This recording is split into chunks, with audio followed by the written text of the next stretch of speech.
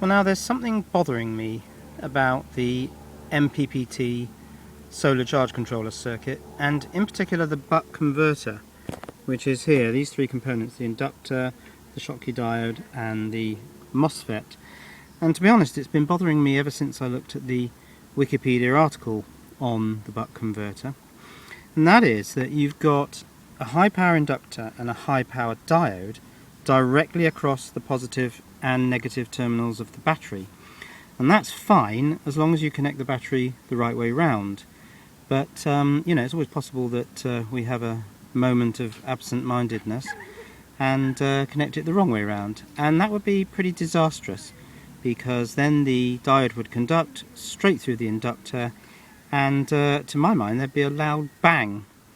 So this circuit needs reverse polarity protection, and I mean, any commercial product these days needs reverse polarity protection. It just isn't acceptable that if you connect it up the wrong way around there's a bang and smoke and all that sort of stuff.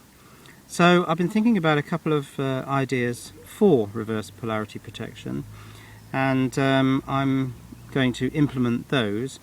But before I do, I just wanted to know what actually would happen if I did connect this the wrong way around.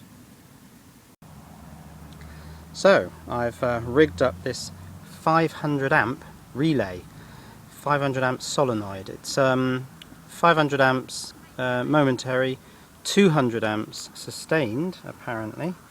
It's a 12 volt DC coil. Let's see if it works on 9 volts. Yep, seems to.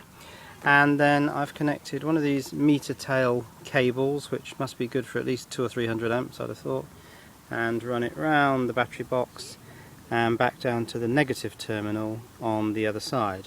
So whatever I sling between the solenoid connector there and the positive of the battery really doesn't stand a chance. It's going to blow one way or another. Right, now I've got to be absolutely certain that this thing's not conducting when I attach the diode and the inductor, which is down here already. So I've got my meter, I'm just going to do continuity checks.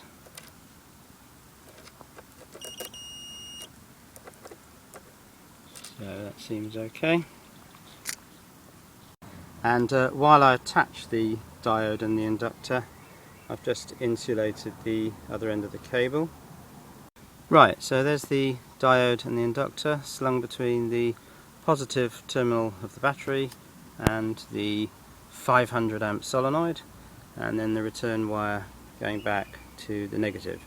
So if I energize that solenoid, then I don't know, a couple of hundred amps will be available to that diode and inductor, and one of them will blow.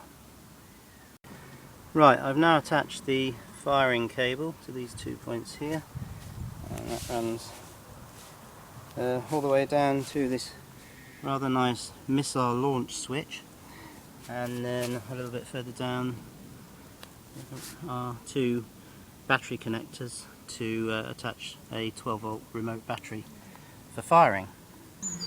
And I've got a 6mm sheet of plate glass here held on this block, and then the idea is that I'll put the iPod about there and then go and film what happens.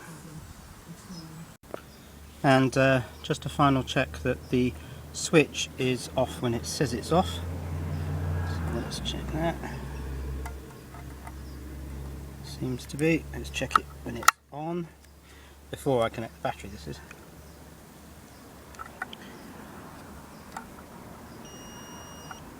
Yep, ready to go.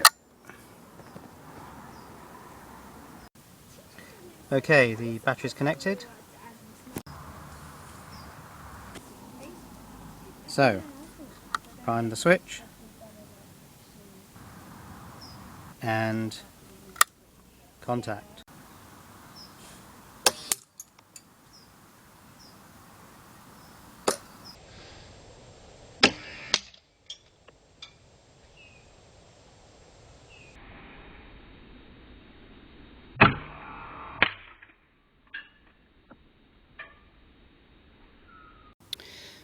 Well, now there's clearly an issue here, and some sort of reverse polarity protection scheme needs to be implemented.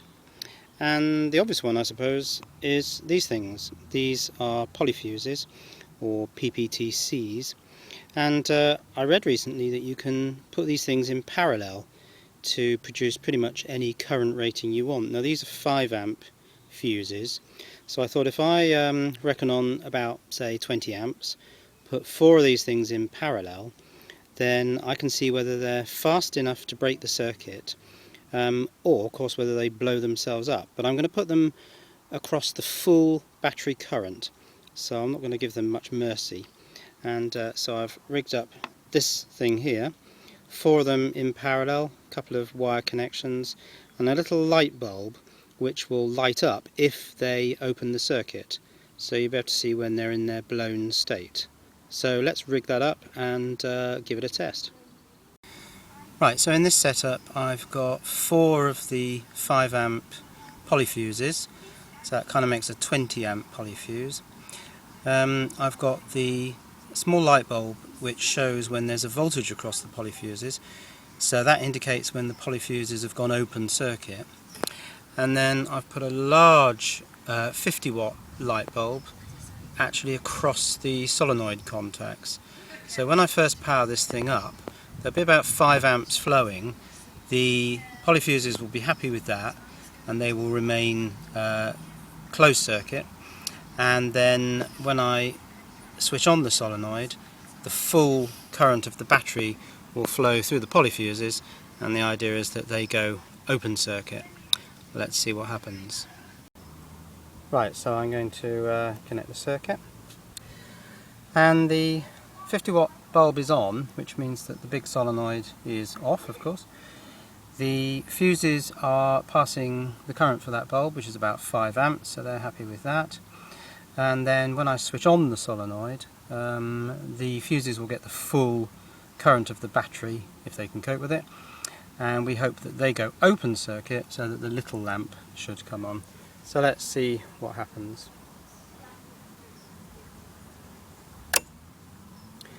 And exactly that. So the fuses have gone open circuit very quickly, it would seem, without exploding, so they're happy. Now if I switch off the solenoid, the fuses don't release, and that's because there's enough current passing through that 50 watt bulb to keep the fuses in a blown state. I mean, it's possible they might gradually, as they cool down, start to conduct again, but I'm not sure what the spec is. Each polyfuse will blow at 5 amps, and I'm not sure how many amps it has to drop to for them to sort of reconnect, as it were. If I lift this wire here and just disconnect the circuit, then yes, that was long enough for them to reconnect, and now we're back to the initial state. So I must admit, I'm quite impressed with the speed at which these polyfuses can react in the face of huge currents being passed through them. So it would seem that they would make a perfectly good reverse polarity protection device.